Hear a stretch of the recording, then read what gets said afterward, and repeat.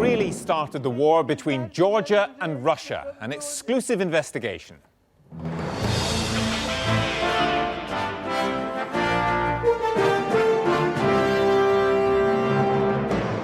Tonight, first-hand accounts of Georgian aggression against its own civilians in the conflict that brought Europe to the edge of a new Cold War. Tim Hewell is the first Western journalist to be given unrestricted access to South Ossetia, the flashpoint for this summer's war. He's been told of civilians being targeted and human rights abuses. They wanted to burn us alive in this building. We put the allegations to the Georgian president. We strongly deny any accusation of war crimes. But of course, we are very open for any kind of comments. We are very open for any kind of investigation. Bad taste? Stupid. Isn't that what viewers and listeners of Russell Brand want? So why has this obscenity row become so big? And a week to go, is it possible for an American president to win too well? We'll explain.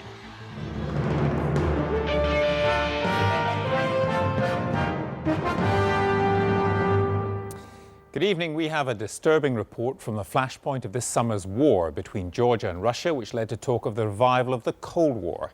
Georgia, which seeks NATO membership and boasts about its democracy, claimed that Russia planned and launched an attack. Moscow disputes this.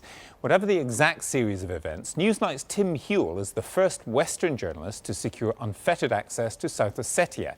He heard eyewitness accounts that Georgian troops engaged in human rights abuses, including shelling a sleeping city and deliberately bombarding undefended apartment blocks.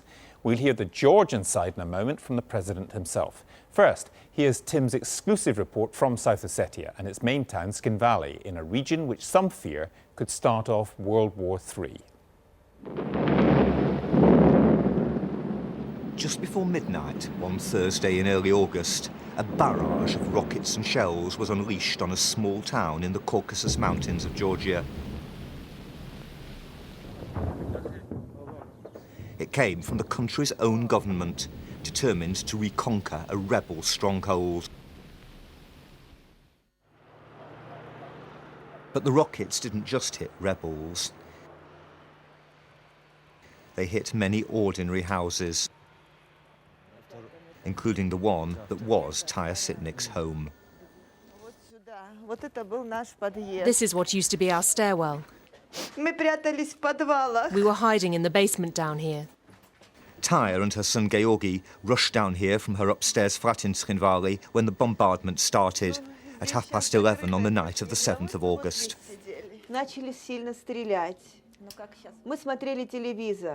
We were watching TV. The firing started not from machine guns, but from heavy artillery. We sat here and thought it would finish, but it got ever stronger. There were loud shell explosions. You couldn't get out onto the street or upstairs. We thought that in the morning it would quieten down, but the firing didn't stop. On the morning of the second day, a fragment of a tank shell hit her son in the neck. He bled to death in her arms. This is where my son's blood was. The neighbours have cleared it up now. They wanted to burn us alive in this building.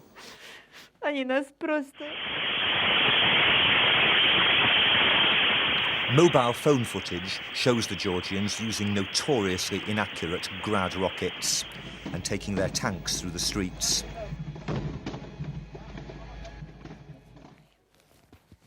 This is what the tanks did to Taya's building. 2 of them, she says, fired into every floor from just yards away. Her flat, less damaged than many, is now a memorial to her only son. Georgi was just 21.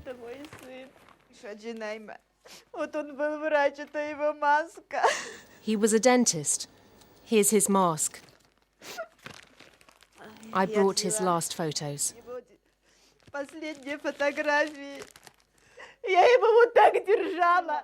I held him in my arms. I closed my son's eyes. How can that be, for a mother to close her own dead son's eyes? The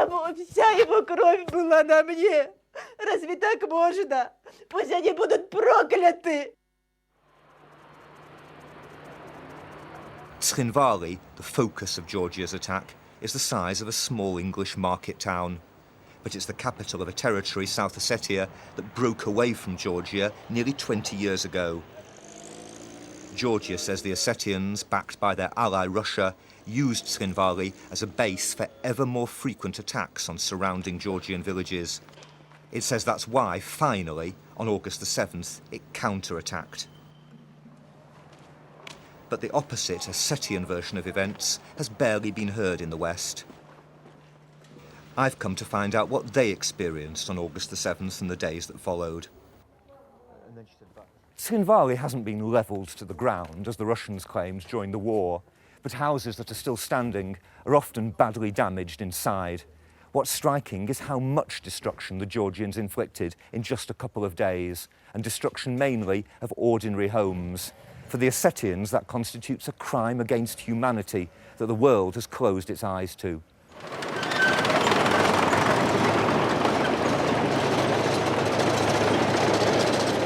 The world concentrated instead on what happened next, the invasion of South Ossetia and other parts of Georgia by the Ossetians' mighty allies, the Russians. The West was outraged. There was a tit for tat. I think the Georgian action was reckless. I think the Russian response was disproportionate and wrong. And that is the series of events that have landed us where we are. The rights and the wrongs, both, of each side's actions need to be investigated, but they mustn't occlude the fact that a neighbour with 800,000 people in uniform then invaded a sovereign country that's recognised as part of the United Nations. In Gori, a Georgian town outside South Ossetia, the Russians occupied what was a brand new military base, newly equipped to NATO standards.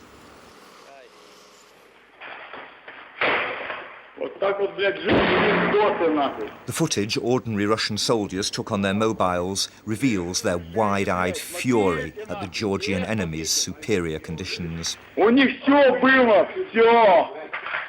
Охуенные кровати, блядь. Охуенная казарма с такими окнами, блядь. Как мы, блядь. Russia deliberately trashed this base to weaken Georgia militarily and to punish the country for its growing ties with NATO. And indeed, Georgians believe that it was to accomplish those objectives that Russia started the whole war in the first place. So who was to blame for the outbreak of war? In the Georgian capital, Tbilisi, they say they can prove it was the Russians. And Huel, name's Sturdy and Huel. Sturdy and Huel. They're taking me to their top-secret monitoring centre, where evidence collected by this operative is at the heart of the debate. It's the tape of a phone call between two Ossetian border guards, apparently confirming that Russia began the war. One guard reports that a Russian armoured column has passed through the tunnel from Russia onto Georgian sovereign territory. What's crucial is the timing. The Georgians say the call was made at 3:25 a.m., some 20 hours before their attack. In the Georgian Interior Ministry, a senior official played me the recording.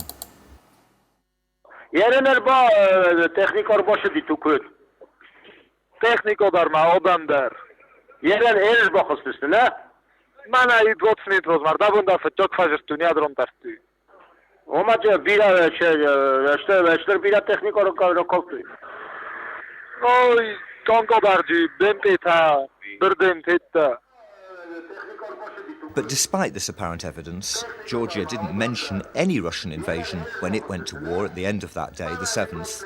It didn't mention any proof until weeks later, because, it says now, it mislaid the tape. So even though this tape was so important as evidence of Russia's actions, you actually lost it for a month? Well, we never lost it actually, because it was in the files. But we had about 6,000 intercepts of the same kind. But this was a crucial one. This was crucial. So even one so important to your case, you didn't keep it separately? No, and that was a mistake. Russia's foreign minister, Sergei Lavrov, isn't convinced. This tape is nonsense and it is a lie. Look, NATO with all, and the United States, with all the satellites monitoring this area very, very closely, how can they not know the truth? They know it, and we know that they know it.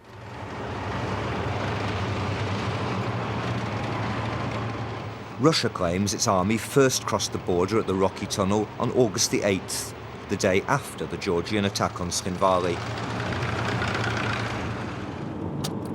I arrived by the same route, the first Western journalist since the war to be given unrestricted access to South Ossetia. If Georgia were right about the timing, Russian troops would have poured down this road from the 7th of August onwards. But our driver Alan Parastayev, an Ossetian who came this way on the morning of the 8th, says he saw no troops at all. That's why the panic was in South Ossetia and in Tskhinvali as well. And even some of the authorities said that the Russian betrayed us and they don't want to help us anymore. In Tskhinvali, Ossetians say they had to fight the Georgians alone. That makes them all the prouder of the spoils of war. The top of this Georgian tank was blown off, not by Russians, but by local Ossetian volunteers. The Russians don't seem to have been in the town for most of the time that it was occupied by Georgians. Indeed, according to everyone we've spoken to here, the main body of Russian forces didn't arrive for more than 2 days after the initial Georgian attack. Far from having carefully planned their invasion, as Georgia has suggested, it seems the Russians had to scramble to get organised. Their intelligence was so poor that when they finally approached Tskhinvali on the 9th of August, their advance column drove straight into a Georgian ambush, a defeat witnessed by a Russian reporter who was himself wounded. A Georgian ran up. I was dressed in black jeans, an ordinary green jumper with a hood. And I said to him, "We're journalists." He shouted back, "We're killers," and fired a grenade.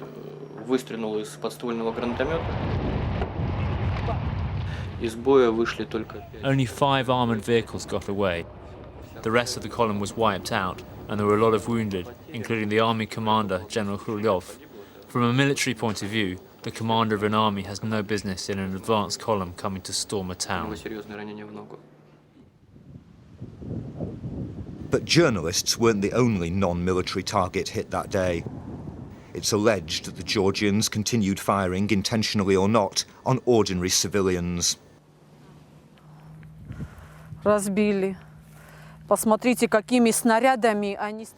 It's destroyed.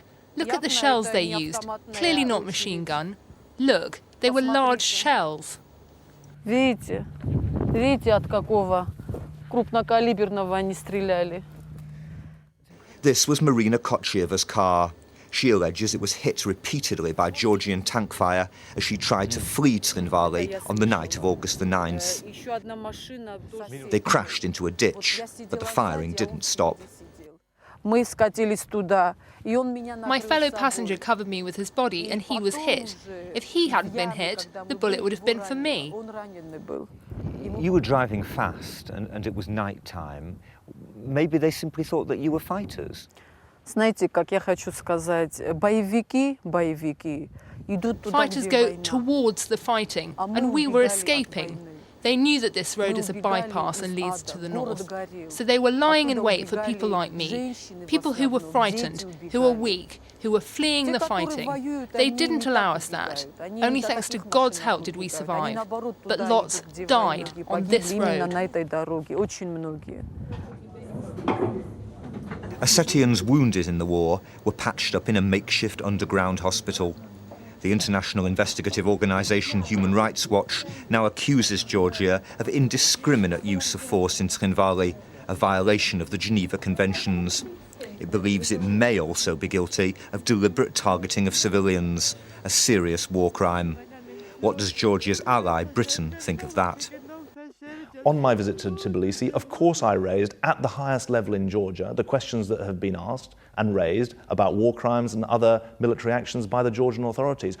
Russia puts it very simply. It says Georgia attacked a sleeping town. Well, Georgia was attacked by people in that town of Skin Valley, and that is the tit for tat that I have talked about from the beginning.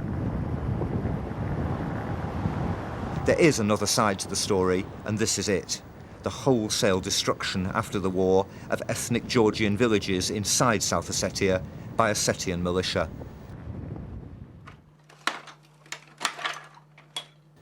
Ossetians say the villages were used by the Georgian military, but this was plainly a family home.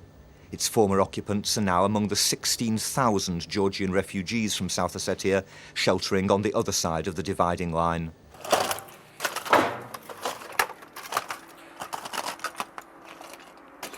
It's hard to believe that the Georgian family who lived here will ever be allowed to return. The destruction of this house and hundreds of others is a deliberate act of ethnic cleansing.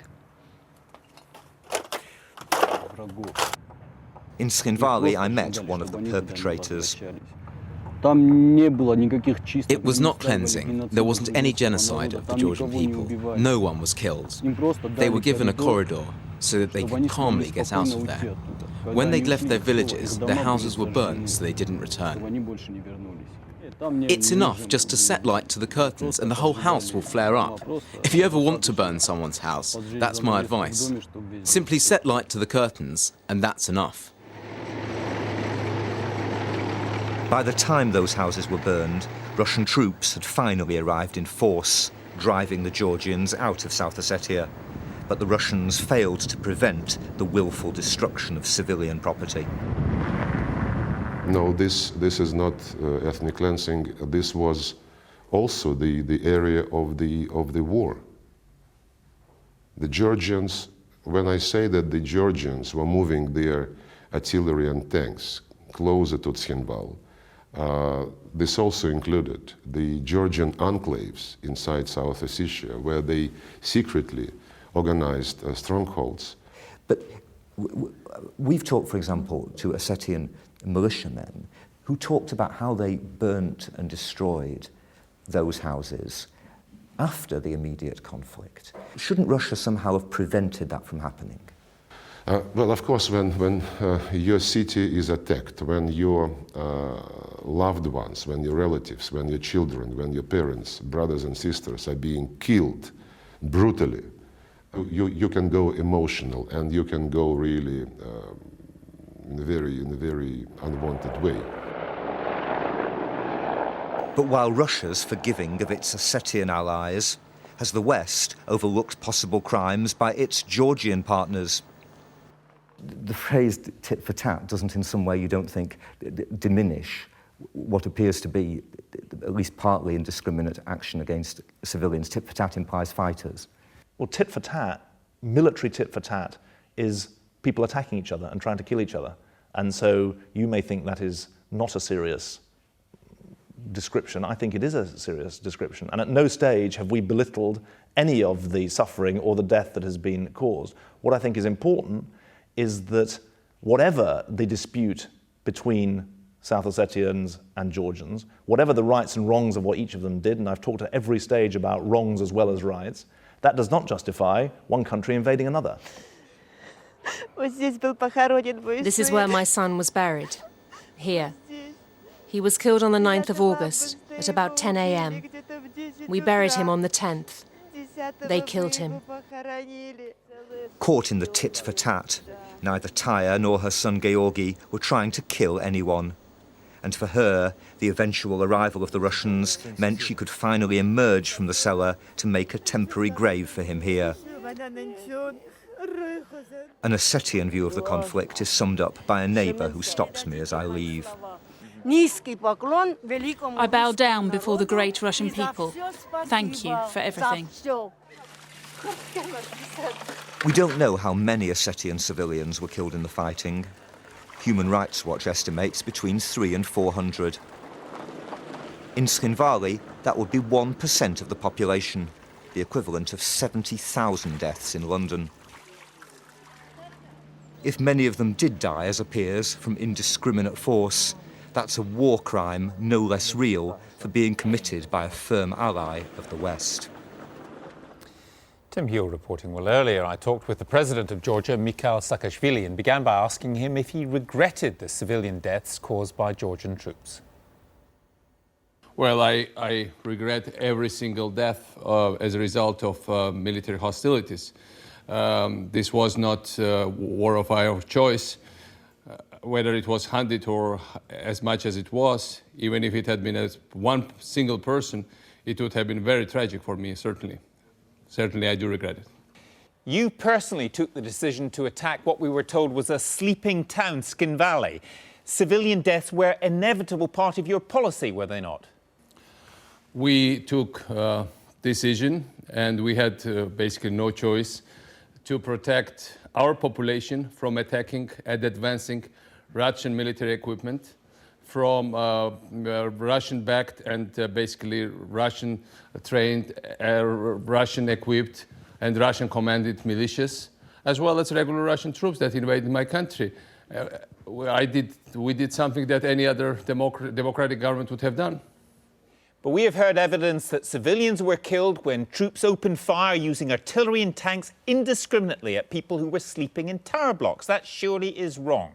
We clearly, and I clearly gave orders to fire back only at firing positions.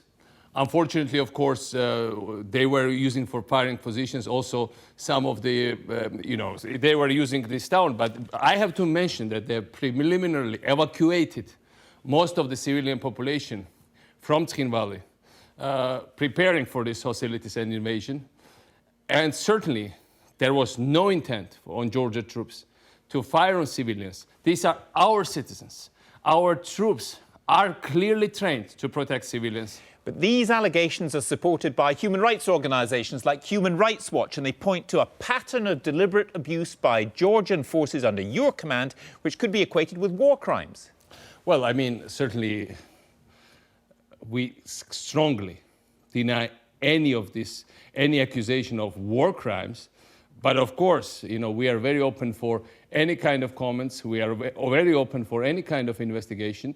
We called indeed for international investigation into conduct of this war, into conditions leading to this war, into circumstances leading to this invasion.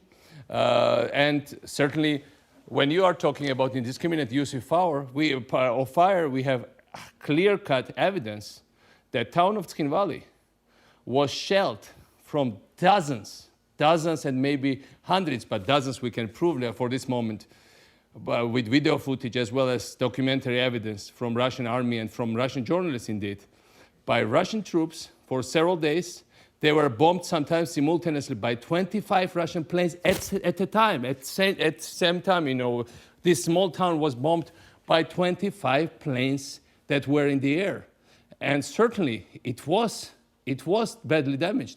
But I also have to say that, and you know it as well, that those areas which were under Georgian control, and they were not ethnic Georgian villages, they were basically villages mostly predominantly populated by ethnic Ossetians, but they were affiliated with the Georgian government, were 100% destroyed. So, there were certainly war crimes committed, certainly not by us, but certainly we want, and we demand the investigation of that war crimes. We demand that people who are responsible for those war crimes are brought to international justice, and we demand that all these circumstances are clarified so that we can defeat the incredible Orwellian machine of disinformation that was put into action from the very first second of these military hostilities, of this invasion, as well, or for the months and the years before leading to this invasion. But are you worried that this will change the way in which the world sees you, not simply as a victim of Russian aggression, but as Georgian army attacking civilians? It changes the way the world will look on Georgia. More truth comes out. So far, more our case gets strengthened. And, initially, it wasn't that clear-cut, because Russians have prepared their case. Initially, Russia spoke about 2,000 people killed by Georgians. It was totally clearly repudiated by all the evidence on the ground. They talked about genocide. Clearly, it's not true, and everybody understands it now. They spoke about Georgian starting this war, and in fact, now we have hardcore evidence, clear evidence that Russians invaded not only a few days before it started, but they've been there for months and years and provoking and initiating hostilities before that, committing clear illegal acts. So, you know, we have interest in having transparency. Finally, Mr. President, the British Foreign Secretary David Miliband tells us that he's raised the alleged war crimes issue at the highest level in Tbilisi. What are you going to do about it? Well, we raised it with him as well. And we certainly want, we told the European Union we want serious, impartial international investigation. We want very serious look at it by international judicial bodies. Indeed, we brought the case to the Hague International Court of Justice, and we obtained injunction on Russia to stop the policy of ethnic cleansing. Russia has just thrown out 35,000 people from there, and not ethnic Georgians. You know, most of them are predominantly ethnically Ossetian. Ethnic Ossetians from the areas which we controlled previously fled from the Russians because they regard them as occupiers. But we also want to bring the case to International Criminal Court. We are very serious about it, and we will pursue it till the end, and we have nothing to hide. We are very open. President Saakashvili, thank you very much. Thank you so much, sir. Now, if you're fans of Russell